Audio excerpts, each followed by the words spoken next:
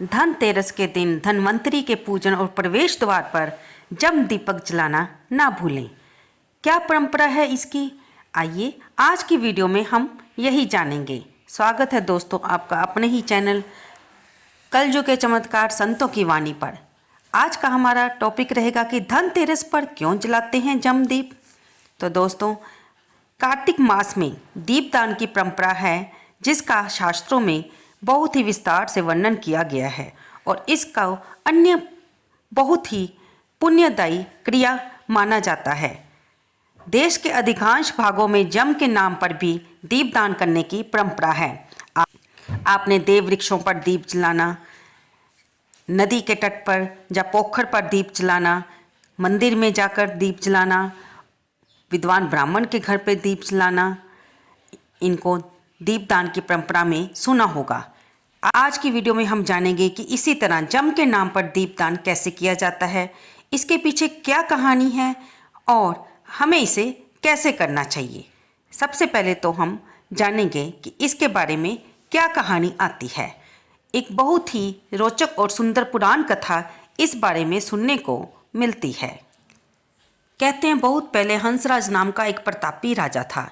एक बार वह अपने मित्रों, सैनिकों और अंगरक्षकों के साथ जंगल में शिकार खेलने गया। संयोग से राजा सबसे बिछड़कर अकेला रह गया और भटकते हुए एक अन्य राजा हेमराज के राज्य में पहुंच गया।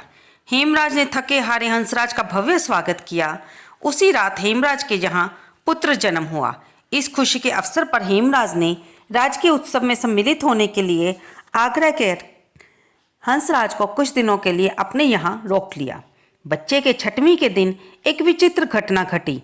पूजा के समय देवी प्रकट हुई।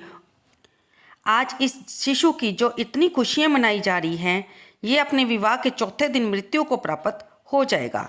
देवी के मुख से ऐसी बात सुनकर सारे राज्य में शोक छा गया। हेमराज और उसके परिजनों पर तो जैसे वज्रपात ही हो गया हो। सबके सब हैरान रह गए। इस शोक के समय में हंसराज ने राजा हेमराज और उसके परिवार को हौसला दिया, ढांढस दिया। मित्र, आप तनिक भी विचलित ना हो। इस बालक की मैं रक्षा करूंगा। संसार की कोई भी शक्ति इसका बांका नहीं कर सकेगी।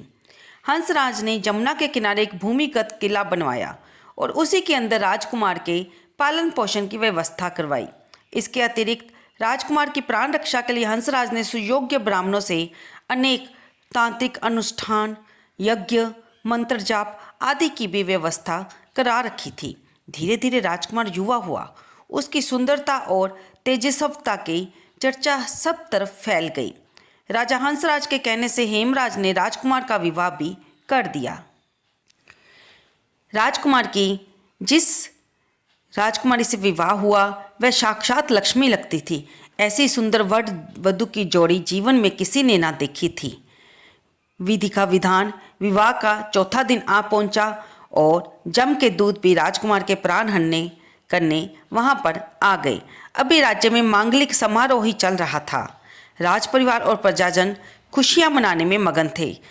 राजकुमार और राजकुमारी की छवि देखकर जमदूत भी विचलित हो उठे, किंतु राजकुमार के प्राणहरण का अप्रिय कार्य उन्हें करना ही पड़ा। जमदूत जिस समय राजकुमार के प्राण लेकर चले उस समय ऐसा हाहाकार मचा और दारुण दृश्य उपस्थित हुआ जिससे द्रवित होकर दूत भी स्वयं रोने लगे।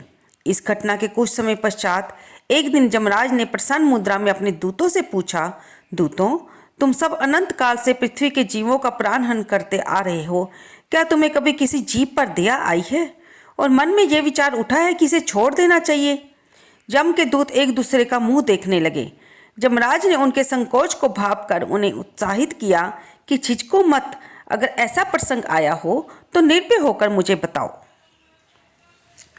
तब एक दूत ने सिर झुकाकर निवेदन किया, हे मृत्युदेव, ऐसे प्रसंग तो बहुत कम आए हैं, किंतु एक घटना अवश्य हुई है जिसकी स्मृति मुझे आज भी विह्वल कर देती है। ये कहते हुए दूत ने हेमराज के पुत्र की प्राणहरण की घटना सुना दी। इस दुखद प्रसंग से जमराज भी विचलित हो उठे। इसे लक्ष्य करके दूत बोला, नाथ, क्या कोई ऐसा उपाय नहीं है जिससे इस प्रकार की अकाल मृत्यु से प्राणियों को छुटकारा मिल जाए? इस पर जमराज ने कहा, जीवन और मृत्यु सृष्टि का अटल नियम है तथा इसे बदला नहीं जा सकता। किंतु धनतेरस को पूरे दिन का व्रत और यमुना में स्नान कर धन्वंतरी और यम का पूजन दर्शन अकाल मृत्यु से भी बचाव कर सकता है। यदि ये संभव ना हो तो भी संध्या के समय घर के प्रवेश द्वार पर यम के नाम का एक दीपक प्रज्वलित करना चाहिए। इससे असामयिक मृत्यु और रोग से मुक्त जीवन प्राप्त किया जा सकता है। इसके पश्चात से ही धनतेरस के दिन धन्वंतरी के पूजन और प्रवेश द्वार पर जम दीपक प्रज्वलित करने की परंपरा शुरू हो गई। अब दोस्तों हम आपको बता दें कि ये कैसे करना है। दीपावली के 2 दिन पूर्व धन्वंतरी त्रयोदशी के सायंकाल मिट्टी का नया दीपक लेकर उसमें तिल का तेल डालकर उसमें नई रुई की बाती रखें और फिर उसे प्रकाशित कर दक्षिण की तरफ मुंह करके मृत्यु के देवता यम को समर्पित करें। तत्पश्चात इसे दरवाजे के बगल में अनाज की ढेरी पर रख दें। प्रयास ये रहता है कि ये रात भर जलता रहे, बुझे नहीं। तो आपने जाना कि कैसे हमें यम का दीपक जलाना चाहिए और हम क्यों जलाते हैं, इसकी क्या मान्यता है कि अकाल मृत्यु से बचने के लिए ही ये दीपक जलाया जाता है। जिस प्रकार हम बाकी देवताओं को, देवों को, नदियों को, देव वृक्षों को दीपदान कार्तिक के मास में करते हैं, उसी प्रकार यम का भी दीप अवश्य जलाएं। ये आपके लिए लाभकारी होगा और आपको पुण्य प्रदान करेगा। आपको ये वीडियो कैसी लगी कृपया इसे लाइक करें, शेयर करें और कमेंट बॉक्स में जय विष्णु भगवान लिखना ना भूलें। धन्यवाद दोस्तों।